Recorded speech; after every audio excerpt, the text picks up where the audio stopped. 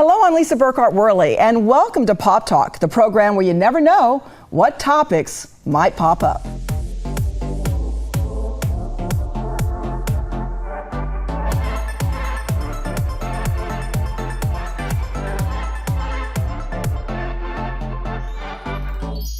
Today's topic is near and dear to my heart. It is the subject of anti-Semitism. I have a heart to educate people about this injustice, and I'm currently working on my second documentary about this issue. So today we're going to interview an individual who I would call an expert on anti-Semitism, and he's going to share some very important information about this form of racism that will both educate us about it and will tell us what we can do to prevent it. But first, welcome our Pop Talk co-host, Mayada Naami, to my immediate left, and Michelle Burton over there in the it is that snake skin, right, today. I like it. Our guest today is Olivier J. Melnick. He has written a number of books, including 3 books on anti-Semitism, one called Times Antisemitism, here it is, a new chapter in The Longest Hatred. Then there's They Have Conspired Against You, responding to the new anti-Semitism, and another titled The Time Is Now, 7 Steps Christians Should Take to Help the Jewish People. Olivier, who is a Jewish believer in Yeshua, has also written over 350 news articles on this topic and is the Southwest Regional Director for Chosen People Ministries. He serves on the board of directors for Chosen People in France. So welcome, Olivier. Well, of course, you. You are French and you grew up near Paris. Can you give us your the shortened version of your testimony about how you became a believer in Yeshua? Sure. Thank you for having me on the show. I grew up born and raised in France, Jewish family. My mother survived the Holocaust, lost her dad in Auschwitz, actually. That's part of our family story. And I was raised in a secular Jewish family, didn't believe in anything.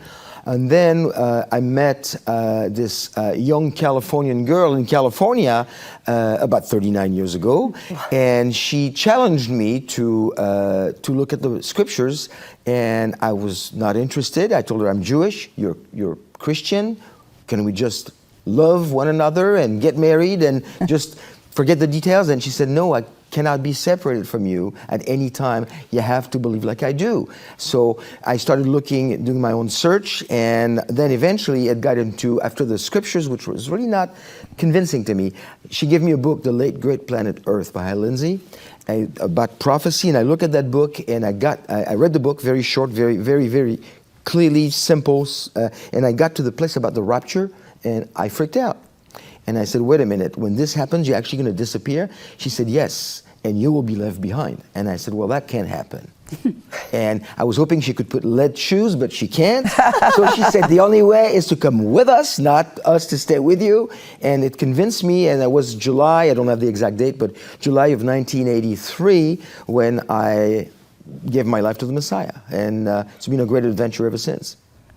That is a true love story. God is love. I didn't want to lose my wife, but in the process, I found Jesus. Yeshua. That is so beautiful. Absolutely. So how did you come to believe that Yeshua was actually the promised Messiah? I looked at the messianic prophecies of the Old Testament, all pointing to the Messiah. But again, they were not convincing me because the Bible didn't really.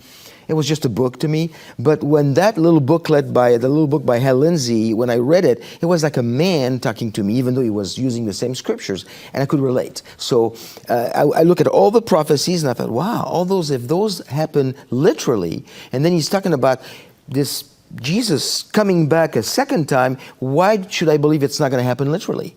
So it convinced me that the events to come will be really exactly the way they were predicted, and that got me scared. So that's, where do I sign? The fear of Fear the Lord. works sometimes, yeah. Fear of the Lord, absolutely. Yes. As we said earlier, you are from France. Yes. And anti-Semitism has escalated there. Can you tell us why you think that is? Yeah, so I've been monitoring anti-Semitism for 22 years now, and started with the second Intifada in the Middle East. And of course, being from France, my heart, a part of my heart is still there. Yes. And so I keep a close eye on what's going on. And I think there's a long history of classical anti-Semitism in France, in Europe in general. But the one thing that that is adding insult to injury, I think, is France is the third largest Jewish community. You have Israel, United States, and France with used to be about 500,000. That's down to 450 because they've moved to Israel. Yes. But there's also the largest Muslim community in all of Europe. Did not know. With 11% Muslims in France.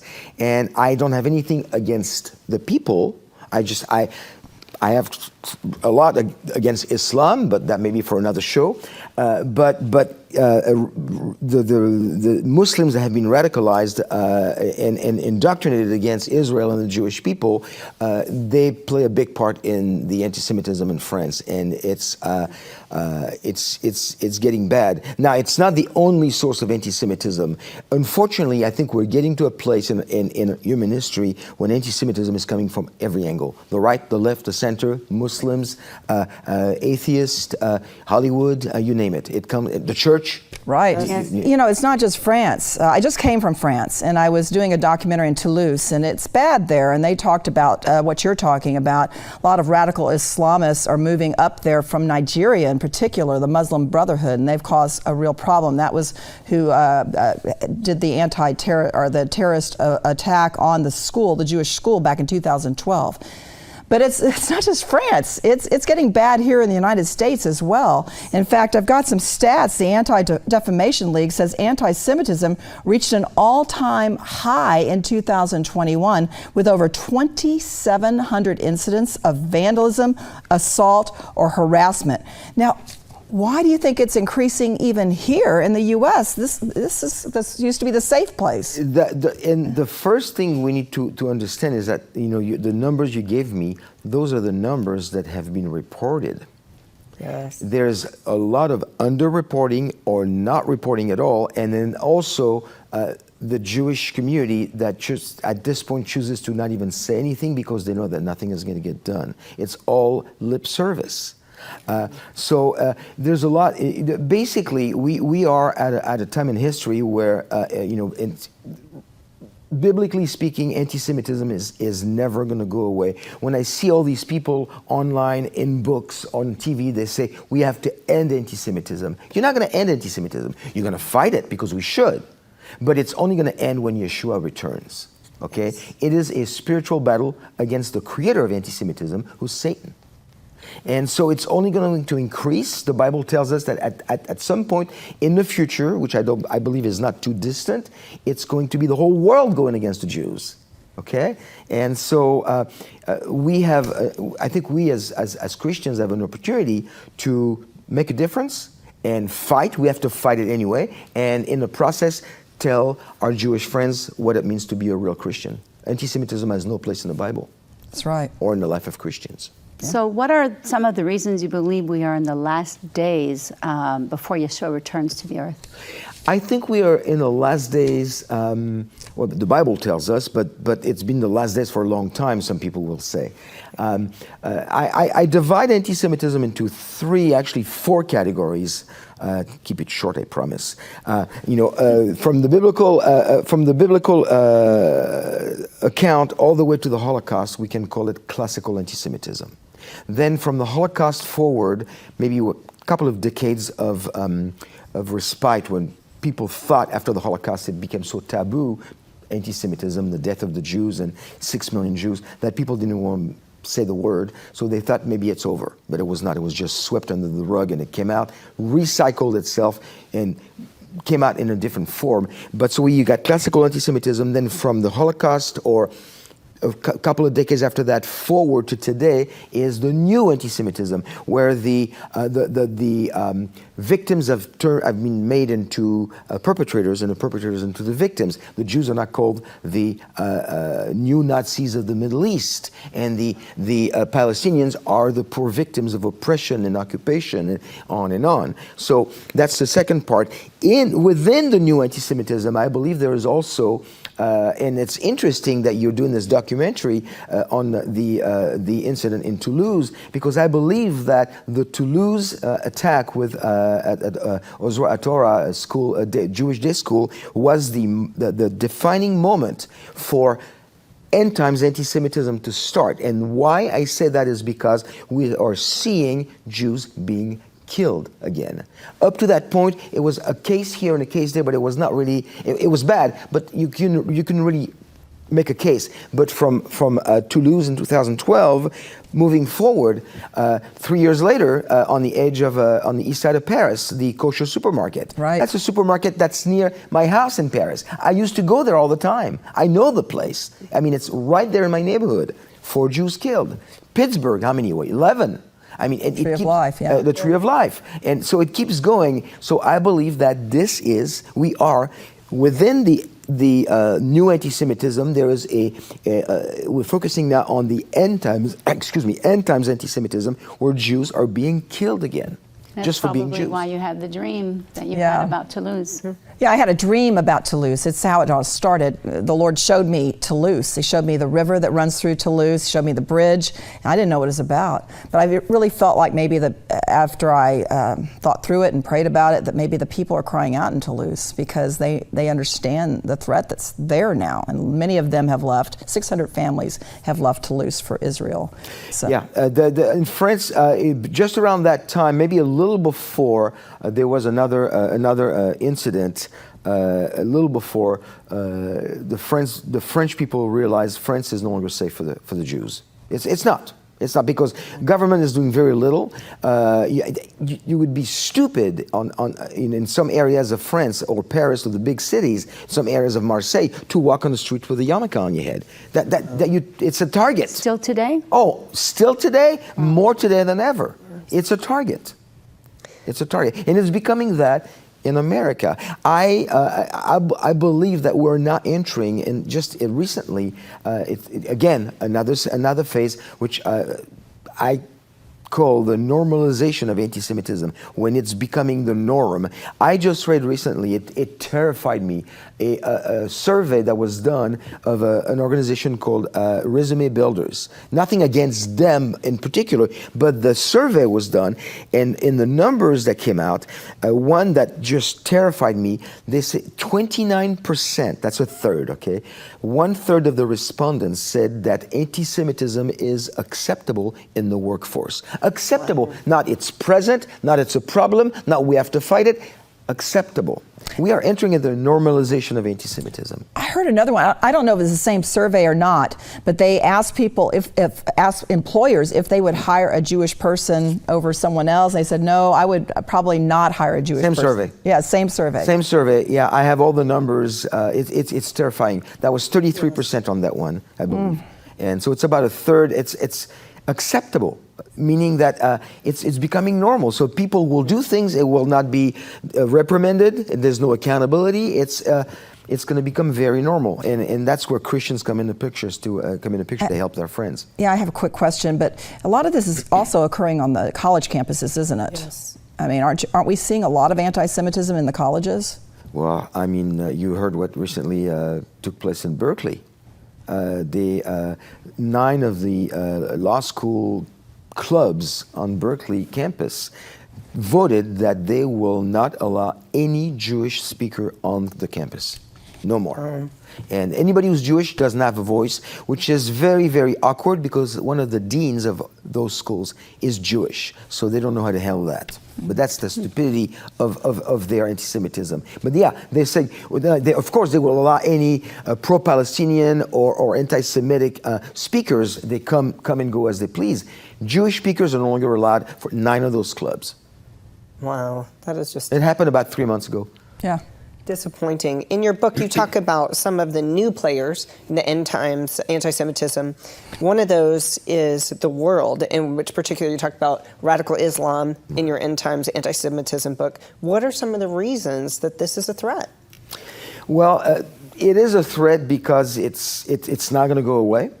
And there is very little that we can't stop it, and I don't want to sound like let's just go home and we're done. Well, it's a threat because it's what's happening in the end times. We know that the whole world is going to go against the Jews. Radical Islam has been a big threat because, again, the children are indoctrinated early on to hate the Jews. They don't even know why. Many people, by the way, in the world are anti-Semitic today. They have never met a Jew in their life. They're just anti-Semitic because they're anti-Semitic.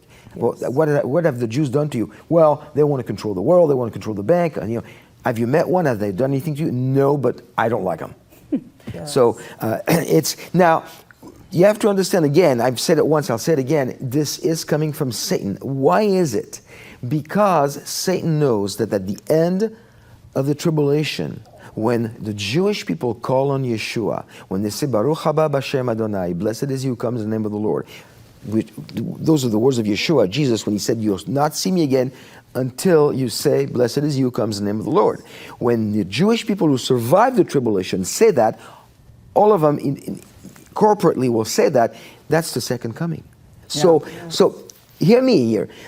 Jesus will not come back until Israel calls on him. So when he comes back, Satan is done. Why do you think he doesn't want him to come back? Because he's done. And how can he stop him from coming back? Eliminate the Jews. Because then right. So he's trying the best he can to, number one, eliminate the Jews, and number two, turn the whole church against the Jews so they won't have nothing to do with Jesus. A Jewish person, my whole life, you can be a Jewish Buddhist, a Jewish anything, but you cannot be a Jew who believe in Jesus, because that you're not Jewish anymore. Which of course is not true. I pray when that moment comes that he will not say, you did not know me. So, I pray for the Jewish people that they will know him, to come to him. Well, I mean, that right now, the time is short. The time is now, like I put in my little book, and thank you. I'm going to take her on the road. She's my new agent. She has a sales background. So right now, really, it's the time is now. I think there is going to be an opportunity for Christians to help their Jewish friends, but help them. When I say help, I mean, we're going to have to make some hard choices. And I think we're going to see the church is going to possibly divide into those who love Israel and support the Jews and those who don't. We see this in the parable in Matthew, the parable of the sheep and the goats. I was just thinking that. And so that's taking place during the tribulation. But the principle, I am trying to get Christians to understand, apply the principle today. Because you're a believer, because you're saved, because you love the Lord, then help the Jews. And the question I have for Christians today is, when soon, maybe in a few weeks, in a few months, in a few years, I don't know, when your Jewish friend comes in the middle of the night and say, hey, they seized my account, they took my car, I cannot go back safely to my house, I have nowhere to go, I know you're a Christian, I know you love Israel, can you help?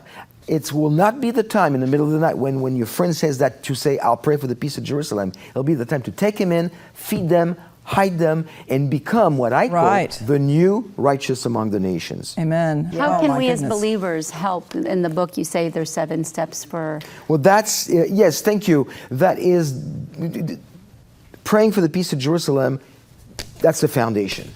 And when you pray for the peace of Jerusalem, think about it. What do? You pray for the Sar Shalom, the Prince of Peace, to come back to inaugurate the kingdom and bring real peace in the world. Because any sense of peace we have until Jesus comes back is not real peace.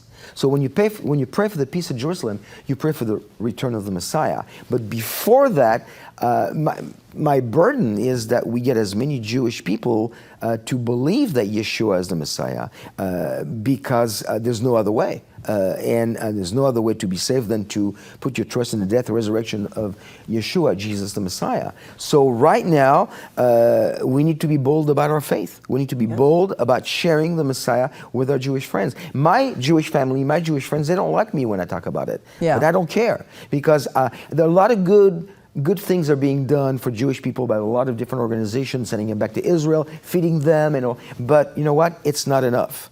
I am not going to be one accused of sending a Jewish person to hell on a full stomach. I want them to hear the gospel. That's why I wrote a book. I wrote a book called The Root That Never Died. And it was about my journey back to my Jewish roots, but it was also an apologetics book to reach the Jewish people. It was my heart, especially to reach a Jewish friend of mine that I was longtime friends with. It didn't convince her, but hopefully it'll convince somebody. And that's my hope. Christians have had, I'm sorry, just something I wanted to add to the Christians, 75, 80 years ago, a lot of people had a chance to do something good for the Jewish community, and they just looked the other way. And there were a lot of bystanders. When my grandfather was taken by the Gestapo in the house I grew up in, there was a lot of people in that building. There was one family I knew that would have done anything to save him. The rest of the building, there was the perpetrator who called the police. I knew him. When I was a little kid, I knew the guy. Nobody could prove it was him, but we knew it was him. And the rest of the building were the bystanders behind their shutters, looking, going, I'm not going to do anything. And the problem, my friend, is that when you're a bystander, only facilitates the work of a perpetrator. If you're a bystander, you are helping the perpetrator. Isn't there a story in the Bible that someone...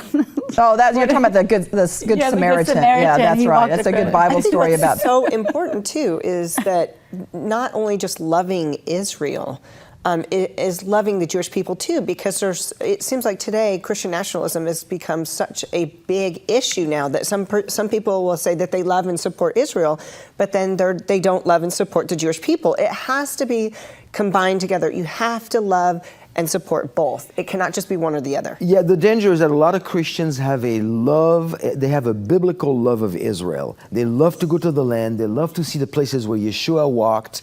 And when it comes to loving the people of Israel, well, I don't understand them, I don't agree with them, but I love Israel. Well, if you love Israel, you love the Jews. The people. If you love the Jews, you want to give them the gift that never stops giving, the gift of the gospel. That's right. Yes. Well, the church is at fault, though, because they believe to an extent, a lot of the church believes that once Jesus came on the scene, Yeshua, then the Old Testament was obsolete, and they don't believe in the Jewish roots of Christianity. And then many believe that it was the Jewish people that killed Jesus, when they forget that Jesus, Yeshua himself, was a Jew, and so were all his early followers. So how is replacement theology one of the issues here?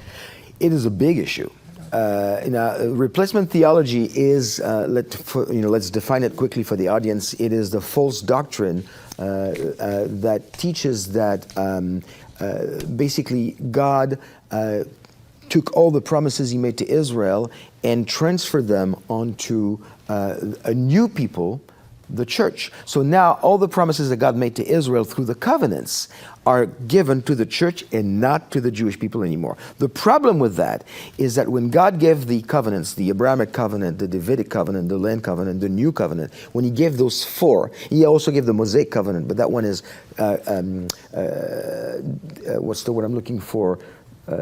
Conditional. All the other four are unconditional. What is an unconditional covenant? It's when God says, I will, period. It's not based on Israel's performance, it's based on God's character. Yes. And that's huge. Yes. Because all those, he promised them, it's not going to change, it's eternal. If he indeed has taken those covenants and said, okay, I'm done with the Jews, they messed up, they rejected my son, so now I'm going to go to the church, then God is a liar. And God is a covenant breaker. And if he's a liar and a covenant breaker, then Christians have to think really hard, is my salvation secure? Because that is a promise God gave me, that my salvation comes as a free gift by believing in the shed blood of Yeshua. Yes. So if God is a liar, he can lie on anything. Yes. He is the great I am. Yes. So he will. Yes. In your book, The Time Is Now, you give 7 steps that Christians should take to help the Jewish people. Which one is the most important, would you say? I think the last chapter, it's a very short book, by the way. Anybody can read it in about an hour or so. It's an important book because it came out, for 20 years I've been explaining to the church what's wrong with anti-Semitism and where it's coming from and all and how it's getting worse. And in that little book, I say, okay, instead of me telling you it's bad, it's going to get worse, let me tell you what you can do. And the last step is the most important one, is, physically being ready to receive your Jewish friends. There's going to be a time when they're going to be coming. And, there's only one more kind of anti-Semitism, which I haven't written a book on yet, because the book has already been written. It's called tribulation anti-Semitism, when 2/3 of the Jews, according to Zechariah 13:9, will perish, unfortunately, and 1/3 will survive. And that 1/3 is the 1/3 that calls upon Yeshua. Well, so that's, if it was to happen today, that means 15 million, we have 15 million Jews in the world, 10 million would die. Those are high numbers. But here's a challenge for our audience. When God gives us that scripture in Zechariah 13:8 and 9, he says 1/3 will survive, 2/3 will perish. He doesn't give us a number. We say, 10 million, 5 million, because we know that's what we have today. But if we lead people to Yeshua, they will come in a rapture with us. And that number will become smaller. It will still be 2/3 and 1/3, but it will be a smaller number. So God gave us a percentage, not an exact number. The job is in our hand now to lead Jewish people to the Lord. Amen. Amen. We recorded a show early. We recorded a show and we were talking about how Adam is the creation, Eve is the wisdom, and I believe that He created you and introduced you to your wife, and together you make a very powerful team.